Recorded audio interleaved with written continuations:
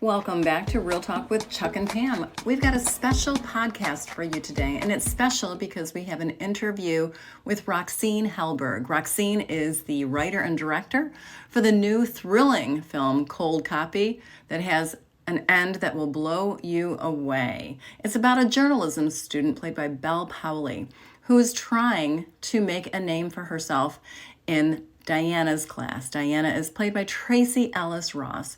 Two powerful women with equally powerful performances. Stay tuned and listen to what Roxine had to say about making this movie, what it means to her, and how she developed these incredibly rich characters.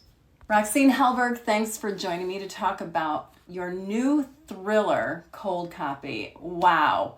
I'm not going to give anything away because the ending blew me away. Thank you for doing that. That's a hard thing to do when I see 350 movies a year. So thank you for doing that. Thank you.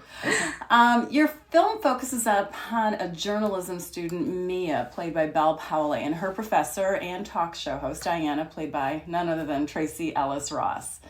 It's a really complicated tale that on the surface it looks like it's one thing, but then to me, it quickly evolves, or maybe I should say devolves, into something so much more. What was it in your life, or maybe in our world, that inspired you to create this story? I wanted to explore the effect, the personal psychological effect of the manipulation of truth.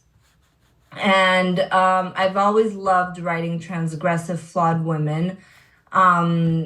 And, it was really liberating because I think that the pressure to sort of conform to a specific set of traits is particularly felt by women. I know that I've felt it. And in this story, I was getting to play out the worst case scenario of that pressure. So it was almost like a cautionary tale to myself. But, I wanted to explore, like I was saying, that relationship with truth and a very particular form of attention economy sensationalism in a heightened way to examine its dark side. So I think it's about examining our system and how a broader cultural attitude can breed particular types of people and reward that behavior. Well said, especially with rewarding that type of behavior. That's exactly what came to my mind in one of the earlier scenes between Mia and Diana. Now, creating the character of Mia, how do you get inside the mind of a character and then be able to write that character? I'm really intrigued by that because this is a very, very deep woman who's had some issues in her past, and we really get to know her. But that's not you. So how do you create that character? Mia is an ambitious journalism student, that slightly mix of young, relentless ambition on the one hand and insecurity on the other. And I think despite her more front-facing flaws or her, occasional detachment and awkwardness, she is someone grappling with the distance between the life they want for themselves and the sort of dawning terror that they lack the ability to really achieve it. And my approach to writing her and Diane came down to realizing that these are two women with at the very core the same drive. Right. And that success is a door to validation. I think they seek that status because they feel deprived of connection. And in Mia's case, because she lost her mother and as an adult struggles with social connection. And in Diane's, because she wanted to break away from what she saw as a dead-end, lonely childhood from the start. And the dance they then get to do throughout the film is rooted in that, the fact that they're superficially so different, but centrally so similar. Right. Speaking about loss and how that develops your character, Diana and Mia aren't the most likable characters in the world, and that's a really bold choice to bring two of your main people together. And I didn't really like them, but I had to find out what happened to them. But that's when you bring in Igor, who, we have such heart and compassion for this young boy, again, who has experienced loss. Tell me about that theme of loss and how bringing Igor's different aspect into that really affects the story.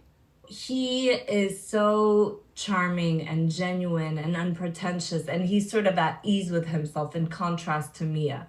And yeah, you're right. He's the heart of the story. In a story that is about the cost of abandoning truth, he's that cost. And Mia has made him into the exact thing he doesn't want to be. He's someone who's trying to escape a story and the shadow of his mother's success in order to connect with others as a person. Mia is trying to find the story, the success at the cost of connection. And so there's a nice mirror there. So with Igor, what was most important was that he represent the opposite, someone with similar hardship in life, but who hasn't turned that struggle into fuel for something dark. Okay, very good. I like that aspect of mirroring each other. And I mentioned at the very beginning, Tracy Ellis Ross plays Diana. I mean, what a powerhouse. And tell me about directing her, and what kinds of cues or information did you give her so that she really brought this dynamic woman to life? I mean, when you work with someone of her caliber, your job is just to stay out of her way. I mean, she's so talented, but she's also a really interesting person, and I think that enriches her performance. The thing is, she's charisma embodied, but she can also plumb to these incredible emotional depth when she wants to, and it's effortless.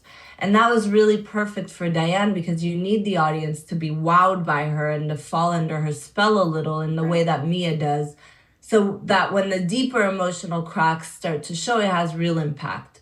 And, it was just so exciting to see Tracy play a character like Diane, because I had never seen her play a character like that before. I haven't either, but that just shows you she can do anything and everything. As a journalist myself, I cringed several times at aspects of these characters and their intrinsic values or their integrity, or maybe I should say lack thereof.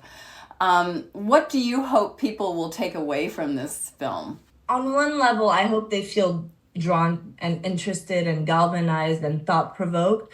And on the other, I want them to feeling uneasy about the way truth can be weaponized and how that's affecting us as human beings. I don't think that the movie presents answers to that problem, and it's not meant to. It's meant to show this idea that manipulation and dishonesty will always breed more of the same, and that it always has a personal cost, and that we can all fall prey to it. Okay. And I hope it's a fun ride. Oh, it's definitely a fun ride. And, this is all about the interview process and what happens during these interviews and editing.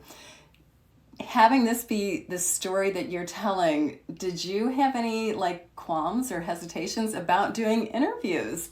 When I was writing the script, to sort of immerse myself in that world of sort of high stake journalism, I watched a lot of interviews. That was the element that felt most essential. I watched so many great interviewers like Oriana Fallaci or Christiane Amanpour, to get a sense of the rhythm and how these experts put their interviewees in a position where they're sort of compelled to open up. Okay. And I think that's that high wire act that makes this kind of journalism so engrossing. I think there are so many incredible journalists out there. I wasn't nervous because I think most journalists want to tell the truth. Okay.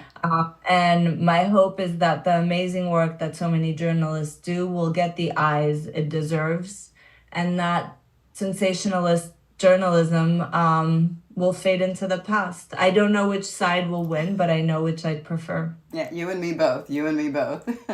Tell our viewers and listeners where they can see Cold Copy. So Cold Copy is coming out this Friday, the 26th of January in select theaters. And you can also find it on VOD, online, on iTunes. I hope you guys watch it. It's a really fun ride. It really is. Roxine Helberg, thank you so much for joining me to talk about this thrilling, chilling look into human nature and journalism. Thank you. Thanks for listening to our special podcast today on Real Talk with Chuck and Pam. You can take a look at our interviews and our reviews on realtalkwithchuckandpam.com, as well as our YouTube channel where you can watch our interview with Roxine Helberg. You can also catch us every couple of weeks on CBS 58 or Roxine and Me with Alex Corradetti. Lots of ways you can check out our reviews, but we would love for you to listen to this and share this podcast. Thanks, everyone.